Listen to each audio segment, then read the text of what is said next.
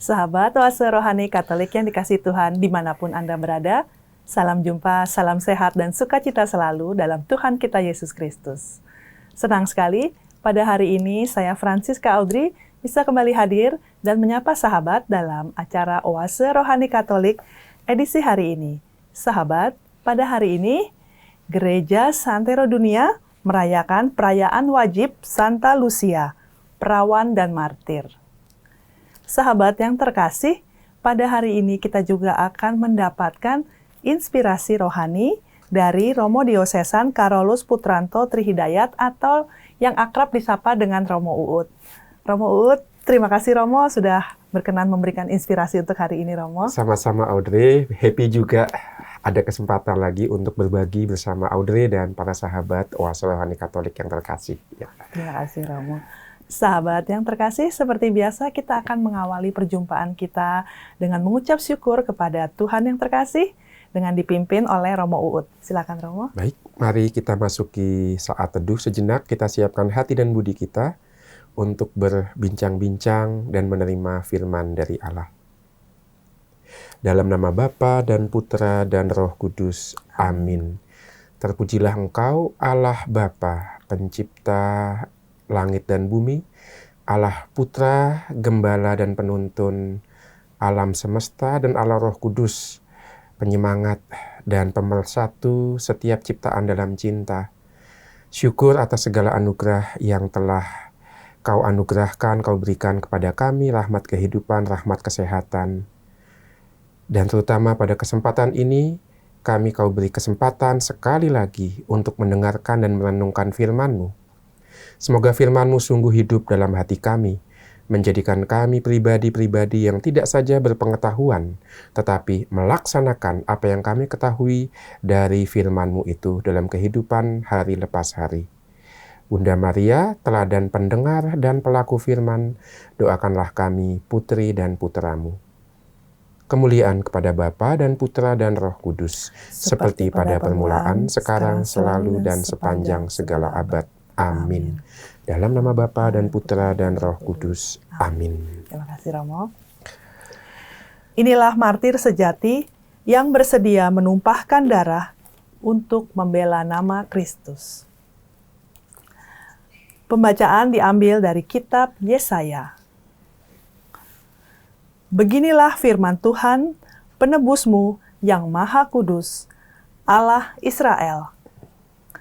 Akulah Tuhan Allahmu, yang mengajarkan hal-hal yang berfaedah bagimu, yang menuntun engkau di jalan yang harus kau tempuh. Sekiranya engkau memperhatikan perintah-perintahku, maka damai sejahteramu akan seperti sungai yang tidak pernah kering, dan kebahagiaanmu akan terus berlimpah, seperti gelombang-gelombang laut yang tidak pernah berhenti. Maka keturunanmu akan seperti pasir dan anak cucumu seperti kersik banyaknya. Namun, mereka takkan dilenyapkan atau ditiadakan dari hadapanku. Demikianlah sabda Tuhan. Syukur kepada Allah. Sahabat terkasih, kita tanggapi dengan Mazmur tanggapan. Barang siapa mengikuti Engkau ya Tuhan akan mempunyai terang hidup. Barang siapa mengikuti Engkau ya Tuhan akan mempunyai terang hidup. Berbahagialah orang yang tidak berjalan menurut nasihat orang fasik, yang tidak berdiri di jalan orang berdosa, yang tidak duduk dalam kumpulan kaum pencemooh, tetapi yang kesukaannya ialah hukum Tuhan dan siang malam merenungkannya. Barang siapa mengikuti Engkau ya Tuhan akan mempunyai terang hidup. Ia seperti pohon yang ditanam di tepi aliran air, yang menghasilkan buah pada musimnya, dan daunnya tak pernah layu. Apa saja yang diperbuatnya berhasil. Barang siapa mengikuti Engkau ya Tuhan akan mempunyai terang hidup. Bukan demikianlah orang-orang fasik. Mereka seperti sekam yang ditiup angin. Orang fasik tidak akan tahan dalam penghakiman. Orang berdosa tidak akan betah dalam perkumpulan orang benar. Sebab Tuhan mengenal jalan orang benar, tetapi jalan orang fasik menuju kebinasaan. Barang siapa mengikuti Engkau ya Tuhan akan mempunyai terang hidup. Sahabat yang terkasih, sekarang mari kita persiapkan hati untuk mendengarkan pembacaan Injil. Haleluya, haleluya. Tuhan pasti datang, sambutlah dia, dialah pangkal damai sejahtera. Haleluya. Tuhan bersamamu Dan bersama rohmu. Inilah Injil suci menurut Matius. Dimuliakanlah Tuhan. Yesus berkata kepada orang banyak, "Dengan apakah akan kuumpamakan angkatan ini? Mereka itu seumpama anak-anak yang duduk di pasar dan berseru kepada teman-temannya, 'Kami meniup seruling bagimu, tetapi kalian tidak menari. Kami menyanyikan kidung duka, tetapi kalian tidak berkabung.' Sebab Yohanes Pembaptis datang, ia tidak makan dan tidak minum, dan mereka berkata, 'Ia kerasukan setan.' Kemudian Anak Manusia datang, ia makan dan minum, dan mereka berkata, 'Lihatlah, seorang pelahap dan peminum, sahabat pemungut cukai dan orang-orang berdosa.' Tetapi hikmat Allah dibenarkan oleh perbuatannya." Demikianlah sabda Tuhan. Terpujilah Kristus. Romo Uut, pada hari ini kita merayakan Santa Lucia ya Romo ya, Betul. perayaan wajib Santa Lucia. Perayaan wajib. Ya, nah mungkin Romo mau menceritakan sedikit mengenai Santa Lucia. Ya. Romo. Ini peringatan wajib dalam arti masuk ke dalam apa yang zaman dulu itu sebagai martiriologi ya. Artinya daftar pribadi-pribadi yang demi imannya rela kehilangan kehidupannya. Dengan kata lain, mereka adalah pribadi yang melihat ada sesuatu yang lebih berharga daripada kehidupan biologis, kehidupan di dunia, yaitu iman yang mereka bela. Ini Santa Lucia. Maka pribadi yang begitu penting untuk kesaksian iman, khususnya kekuatan iman bagi pengikut Yesus di abad-abad pertama, terutama abad ke-3, abad ke-4, di mana begitu banyak orang Kristen itu mengalami pengejaran, penganiayaan, penyiksaan, bahkan sampai hukuman mati. Maka Santa Lucia menjadi salah satu penyaksi iman.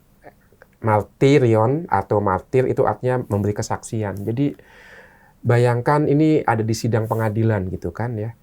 Bayangkan pada waktu itu khususnya Kaisar Diocletius itu mau menghancurkan gereja secara sistematis. Jadi pertama-tama untuk bisa menghancurkan gereja itu ditangkap dan dibunuh para pemimpinnya dulu.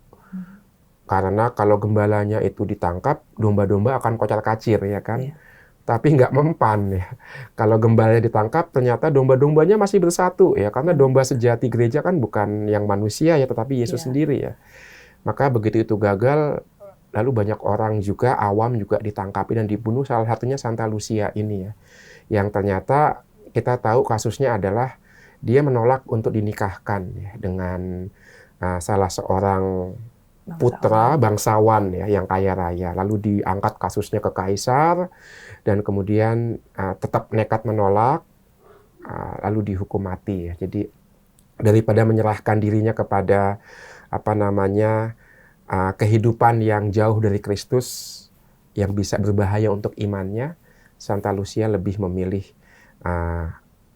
merangkul Kristus dalam kemartiran ya itu.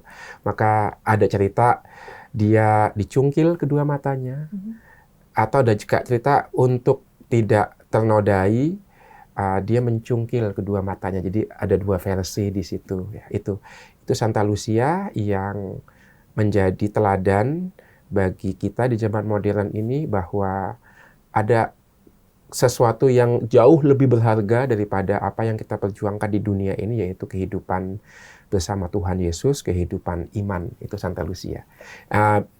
Beliau itu dimartir di Sisilia, tempat ziarahnya ada di Catania, dan dia menjadi banyak pelindung Santa Cecilia ini, pelindung pedagang, petani, ya.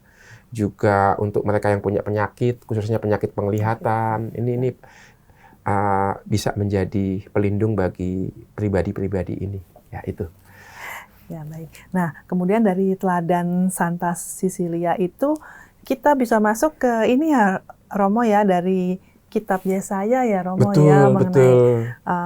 Janji Allah ya. Dia Betul. kan Santa Cecilia kan bisa mempertahankan dirinya karena dia percaya dengan janji Allah Betul, begitu ya, Romo iya. ya. Nah, kira-kira janji Allah itu apa sih, Ya, Romo? jadi Santa Lucia ini memang menjalani apa yang waktu itu sudah menjadi kebiasaan pada orang pada zaman itu, yaitu khususnya untuk para perempuan, yaitu mempersembahkan dirinya, jiwa raganya untuk Allah, maka menjaga kesuciannya, keperawanannya, ya.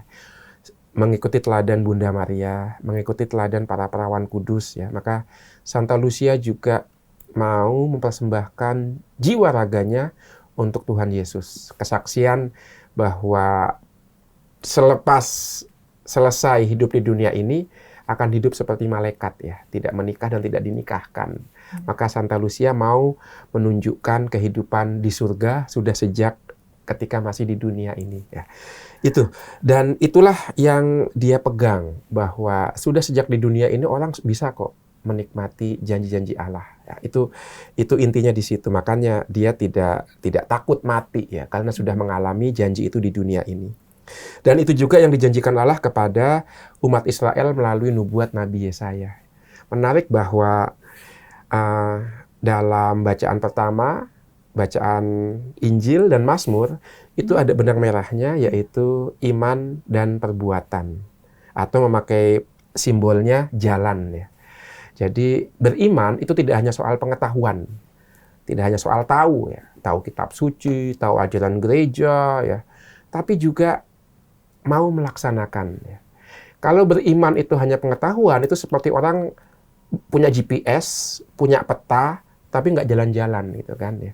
Kita udah nyalain GPS gitu kan, ya perjalanan dimulai, ya, kita diem aja, nggak nyupir-nyupir, lalu juga ayo dimulai katanya GPS-nya. Dianalisa aja ya, Cuma dianalisa macetnya doang, di mana. beloknya di mana. Nah, entar mbak-mbak GPS-nya bisa marah lu, kok nggak jalan-jalan gitu kan. Nah, itu. Jadi kalau hanya pengetahuan, kita megang peta, kita lihat GPS tapi nggak jalan-jalan.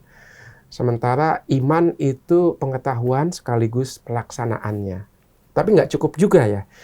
Pengetahuan, pelaksanaan, dan berjalan bersama. Nah, itu. Maka menarik dalam bacaan pertama dikatakan, beginilah firman Tuhan penebusmu yang maha kudus, Allah Israel. Akulah Tuhan Allahmu yang mengajarkan hal-hal yang berfaedah bagimu. Mengajarkan kan pengetahuan, ya. Ya. Kasih pengetahuan, kasih input, kasih inspirasi. Tetapi diteruskan, yang menuntun engkau di jalan yang harus kau tempuh.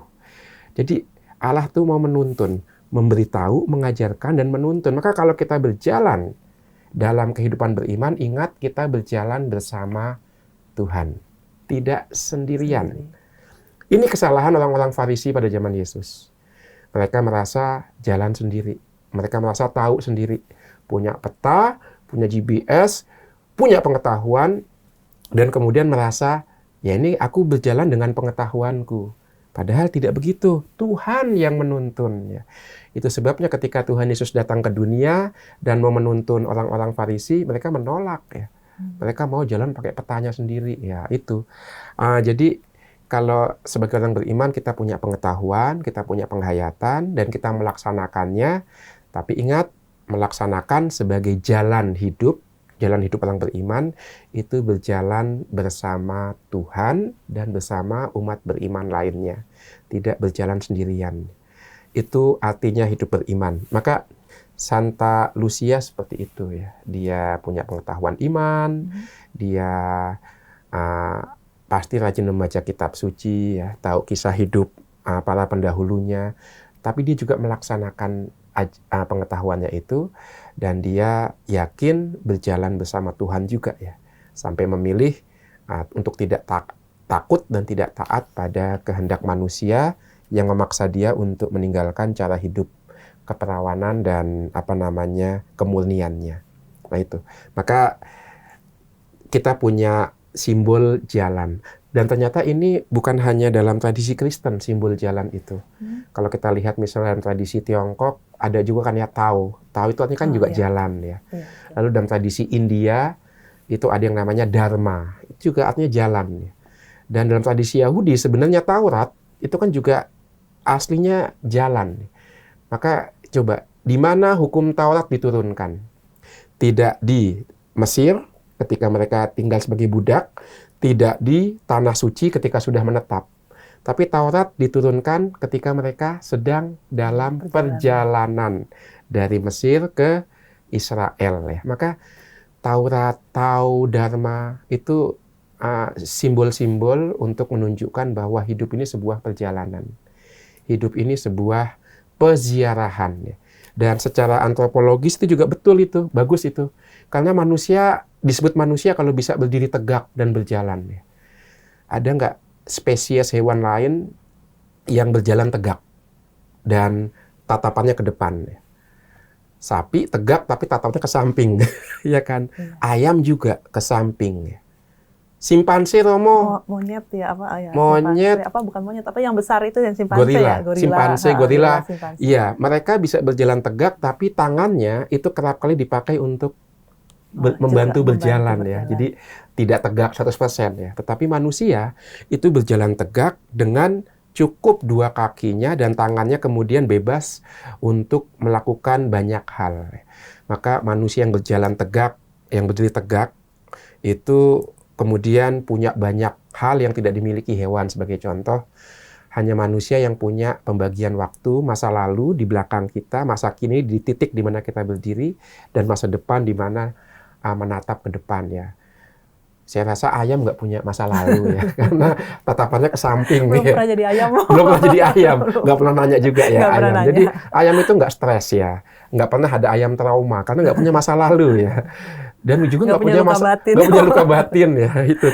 Maka manusia itu makhluk satunya bisa berdiri tegak dan berjalan. Maka ada istilah homo viator, artinya makhluk manusia pada hakikatnya adalah yang berdiri tegak dan berjalan. Maka bisa dipahami bahwa hidup itu disimbolkan dengan perjalanan, hidup manusia sebagai perjalanan, karena yaitu kekasan kita adalah bisa berdiri tegak di atas dua kaki dan kemudian melangkah ke depan, berjalan, yang dikatakan Audrey tadi ya, ke depan.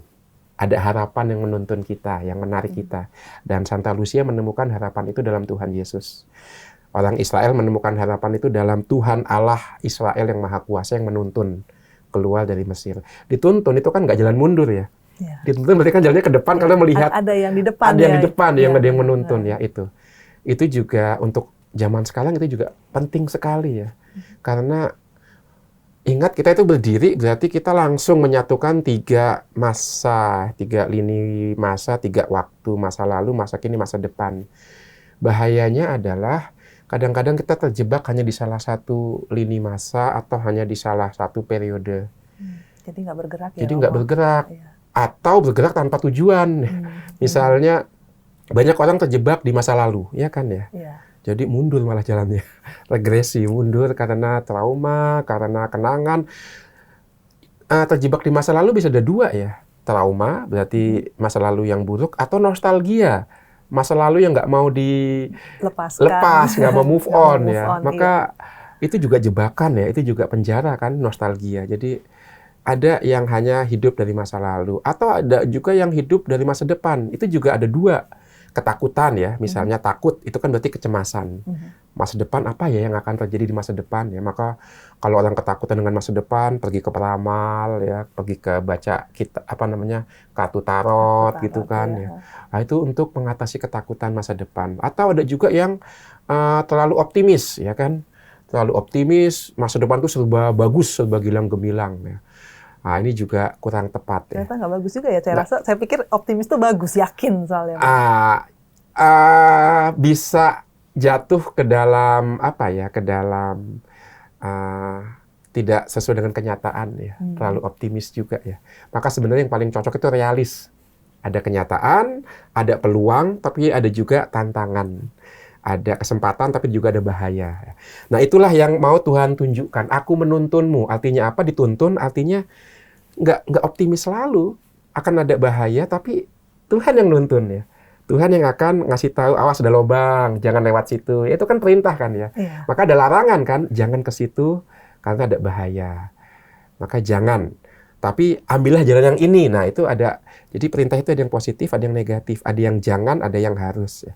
Maka di depan kita itu tidak selamanya mulus. Ada juga lubang-lubang, ada juga kerikil, maka perintah Tuhan ada yang negatif, ada yang positif. Nah ini, maka perintah Tuhan itu seperti tuntunan kita untuk bisa berjalan, dan ada satu gambaran juga yang terkait dengan perjalanan, yaitu bahtera. Kerap kali kehidupan itu juga seperti bahtera hidup kan, maka kalau ada orang menikah, selamat menempuh bahtera rumah tangga. Ya.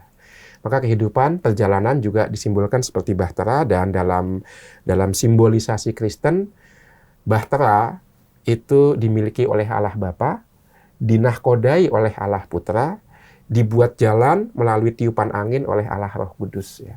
Maka ketika kita dibaptis, wah kita tuh udah punya semua tuh, hidup kita dipegang oleh tangan Allah Bapa, dituntun oleh Allah Putra, disemangati oleh Allah Roh Kudus. Maka seberat apapun jalan hidup kita, penuntun kita Tuhan Yesus yang sudah pernah melewati alam maut sekalipun, maka aman selama kita berpegang, selama kita mengandalkan tuntunan dan tangan Tuhan Yesus itu, yang tidak pernah meninggalkan kita, bahkan di hadapan maut sekalipun. Ini yang membuat banyak orang berani menjadi martir, termasuk Santa Lucia, karena yang menuntun dia Tuhan Yesus. Ya, itu. Baik, Romo Uun. Jadi kita diminta untuk selalu percaya dan yakin bahwa Tuhan Yesus itu adalah pegangan dan penuntun ya, nahkoda hidup kita, segalanya. betul. Baik. Ya.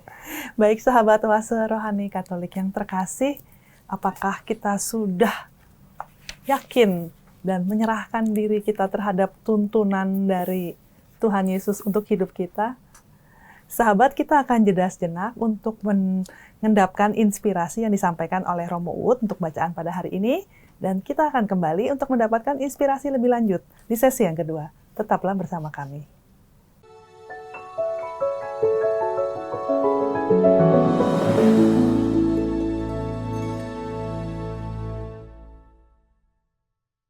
Sahabat Oase Rohani Katolik yang terkasih, terima kasih sahabat masih dengan setia mengikuti acara Oase Rohani Katolik edisi hari ini, perayaan wajib Santa Lucia, perawan dan martir. Bagi sahabat yang ingin menyampaikan saran ataupun ada pertanyaan, silahkan mengirimkannya melalui email ke orkkaj2021@gmail.com, ataupun pertanyaan dapat dikirimkan melalui pesan WhatsApp ke nomor 0881 0251 33438. Baik sahabat yang terkasih, sebelum kita melanjutkan untuk mendapatkan inspirasi lebih lanjut, kita akan mendapatkan inspirasi. Kita akan menanyakan ke Romo Uud nih, kesimpulan apa sih Romo dari sesi yang pertama nih yang bisa kita dapatkan, Romo? Iya. Terima kasih Audrey. Ya, untuk sesi yang pertama sudah kita lihat kehidupan orang beriman diibaratkan sebagai perjalanan ya. Artinya kita itu satu, tahu jalan yang harus kita tempuh karena pendidikan iman, pembentukan iman yang kita terima. Yang kedua, kita berjalan berdasarkan pengetahuan itu, artinya melaksanakannya. Dan yang ketiga, kita tahu kita tidak berjalan sendirian, tapi bersama Allah Tuhan yang menuntun kita.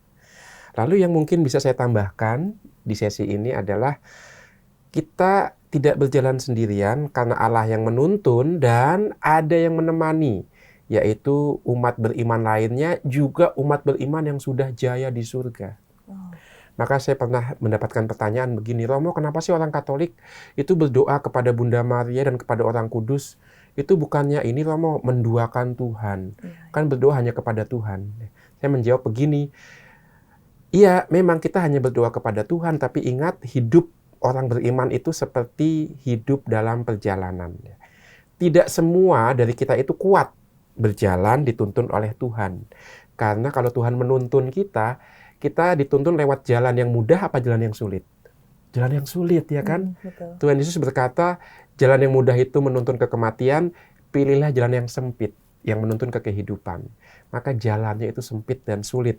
Kalau kita langsung dituntun oleh Allah semata-mata, itu menjadi tidak begitu mudah. Tapi kalau ada sesama kita yang menjadi teladan, menjadi role model, yang juga bisa kita ikuti, itu bisa jauh lebih mudah. Maka itulah peran orang-orang kudus. Kadang-kala juga jalan Allah itu kita nggak ngerti ya, Betul. Romo. Kalau Santo Santa pelindung kita kan kita bisa mempelajari teladan Betul, mereka, begitu ya teladan mungkin mereka. maksudnya Oh, mereka begini ya. tuh jalannya ya. Iya, Jadi iya. Allah kan juga nggak kelihatan Iya. ya. Tetapi kalau kita melihat jalan hidup orang kudus, Santo Santa, itu menjadi lebih pasti, lebih yakin.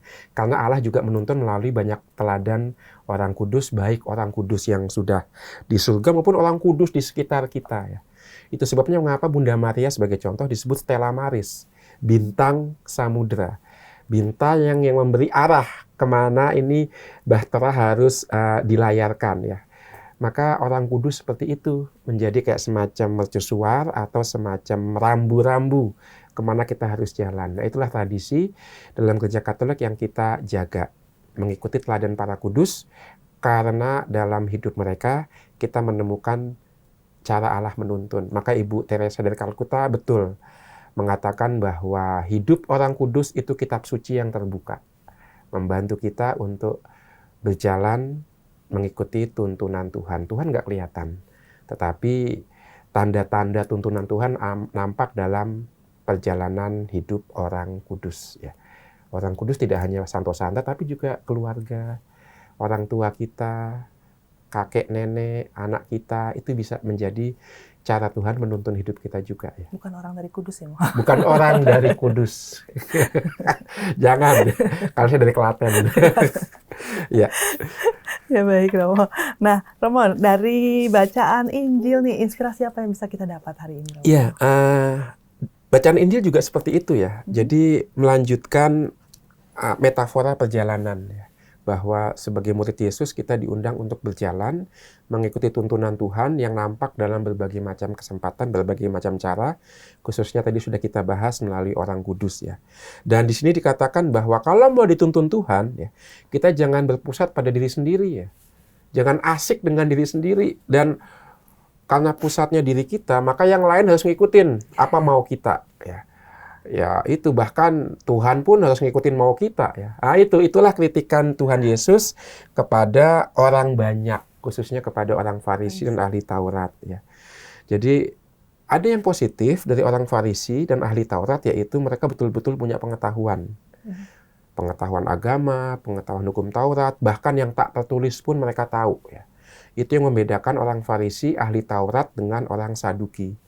Orang Saduki hanya plek pada apa yang tertulis dalam kitab Taurat. Orang Farisi tidak.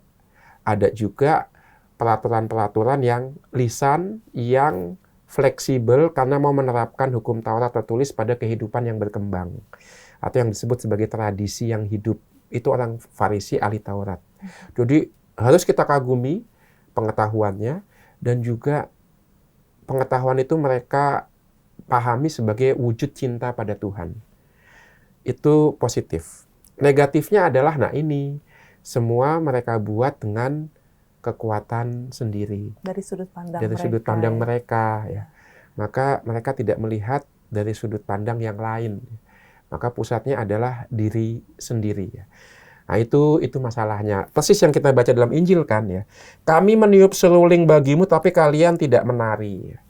Lah sekarang kalau dalam sebuah pertunjukan yang menjadi pusat itu siapa? Peniup serulingnya atau penarinya, ya kan? Ya kalau penari background nggak oke, seruling yang utama. Tapi kan di sini nggak ya. Di sini kan peniup seruling itu menjadi pengiring untuk sebuah tarian ya. Lah pengiring kok mau jadi yang paling utama, kecuali kalau dia mau main solo ya, niup seruling sendirian. Nah itu ya yang disebut sebagai pusat ya kan. Maka kalau ada penari, ya penari yang menjadi fokus, bukan peniup serulingnya. Peniup seruling itu mengiringi ya. Demikian juga kita, hidup kita kan kita mengiringi loh, kita bukan fokus utama loh. Kita itu mengiringi satu Tuhan sendiri ya, yang menjadi fokus hidup kita ya. Maka lihat bagaimana dalam kitab Wahyu, tujuan hidup kita nanti adalah memuji, memuliakan Allah bersama para kudus dan malaikat di surga. Itu tujuan hidup kita.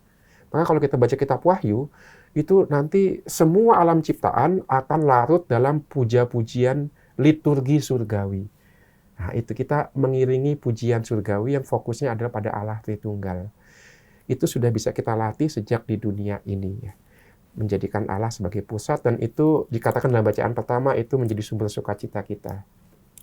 Masalahnya, masyarakat kita belakangan ini ya, terjebak pada sikap pola gaya hidup yang disebut narsistik gitu ya.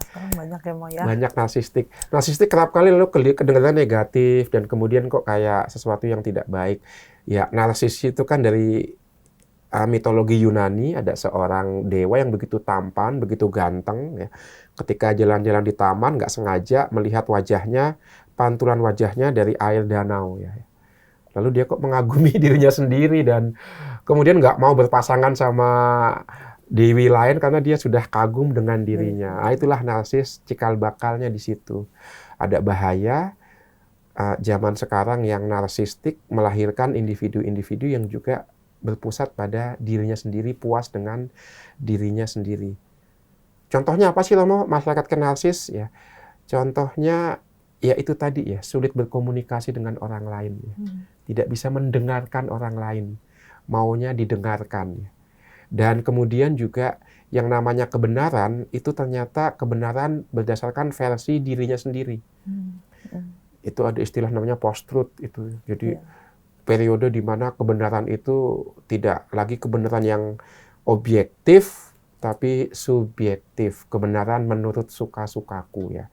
Kalau kebenaran ini merugikan aku ya, itu nggak benar ya. Itu nggak benar. Ya, itu kan sekarang begitu kan. Iya, betul. Sayangnya begitu. Nah, itu nanti mungkin untuk para politikus ini cuman sesuatu yang bisa ditampilkan di layar kaca.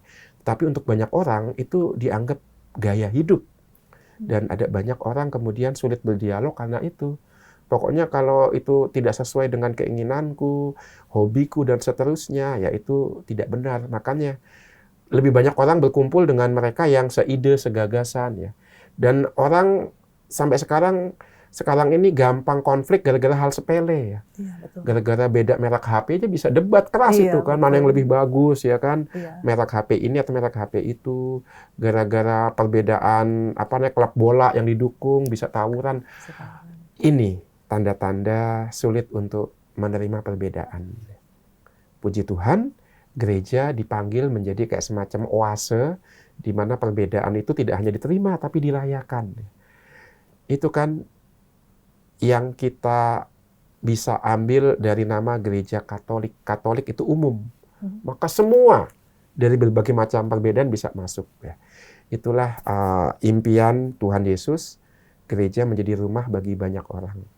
Dan dalam Keuskupan Agung Jakarta sudah dicanangkan menjadi sebuah gerakan bersama sejak tahun 2022 itu penghormatan pada martabat manusia.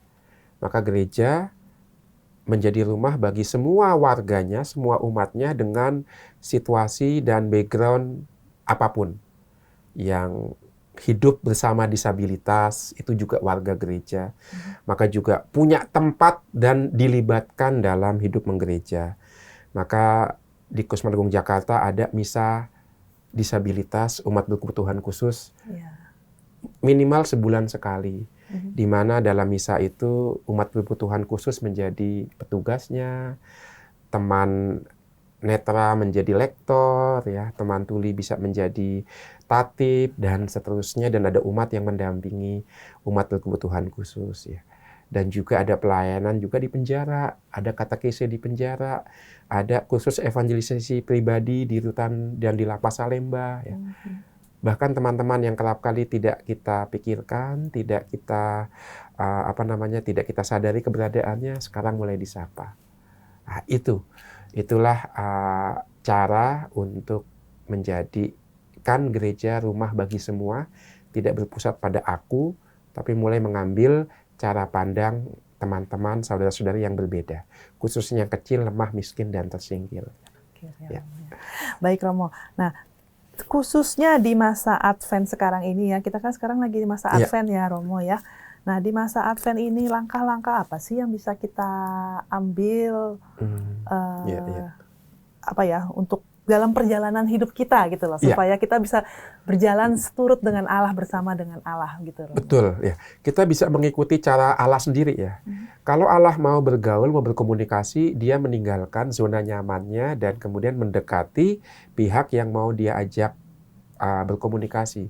Itulah misteri Natal, Allah menjadi manusia, supaya manusia nggak takut bergaul sama Allah. Maka tips yang pertama adalah jangan menutup diri dan membuat kita menjadi pribadi yang menakutkan nih. Sederhananya mulai senyum. Itu cara yang paling cara gampang. yang paling gampang yang itu pertama, senyum. Romo, saya ini Jangan karakternya kebanyakan, nanti apa? disangka. Iya, nanti disangka senyum-senyum sendiri ya. Tapi itu nasihat Ibu Teresa dari Kalkuta. Senyum itu tidak sulit dan gratis ya, dan juga tidak menghilangkan sesuatu dalam diri kita. Dan lebih mudah senyum daripada meringis ya. Lebih mudah senyum daripada mengkerut ya, membuat muka lebih panjang. Ini begitu penting sampai-sampai Bapak Paus Fransiskus di tahun 2014 pesan pertamanya kepada pemimpin dikasteri atau kementerian di Vatikan adalah jangan memasang wajah yang menyeramkan ya. Itu dia sampaikan kepada para hierarki di Vatikan. Disebut kanker rohani pertama kaum klerus adalah memasang wajah yang menakutkan sehingga umat tidak berani menjumpai klerus itu. Maka tips yang pertama, jadilah pribadi yang mudah ditemui, yang mudah disapa dan mudah menyapa. Seperti Tuhan sendiri tidak membuat manusia takut menghadap Dia karena Tuhan mau menjadi manusia seperti kita. Maka kembangkanlah kepribadian yang seperti itu. Ya. Baik. Nah, Romo, kalau begitu kita bisa memulai dengan langkah yang kecil ya, dengan tersenyum, kemudian berbuat baik kepada orang sekitar kita supaya perjalanan kita menjadi lebih menyenangkan. Betul, begitu ya, Romo ya. Nah, kemudian Romo, benang merah apa sih, Romo, yang bisa kita dapat dari tadi kan Romo bilang dari bacaan, kemudian Mazmur sampai ke Injil itu semua tuh ada benang merah. Betul. Ada satu benang merah ya. Betul. Nah, benang merah apa sih, Romo, yang saya dapatkan? Benang merahnya adalah kehidupan orang beriman seperti sebuah perjalanan, dan tuntunan Tuhan dalam wujud perintah-perintah itu pelan-pelan memurnikan kita sehingga kita tidak menjadi pribadi yang egosentrisme, pribadi yang narsistik. Karena pusat kita pelan-pelan, kalau mengikuti tuntunan Tuhan, itu pusat kita beralih dari diri kita ke Tuhan, dan dari Tuhan ke sesama. Itu benang merahnya. Dan cara Tuhan menuntun kita itu luar biasa, karena saya mengutip apa yang kita temukan dalam Matius 25. Ketika aku lapar, ketika aku orang asing, ketika aku telanjang, engkau memberi aku pakaian, memberi aku tumpangan, dan mengunjungi aku ya. Maka lihat, cara utama Tuhan menuntun kita adalah melalui pribadi-pribadi yang lemah, miskin, kecil, dan tersingkir.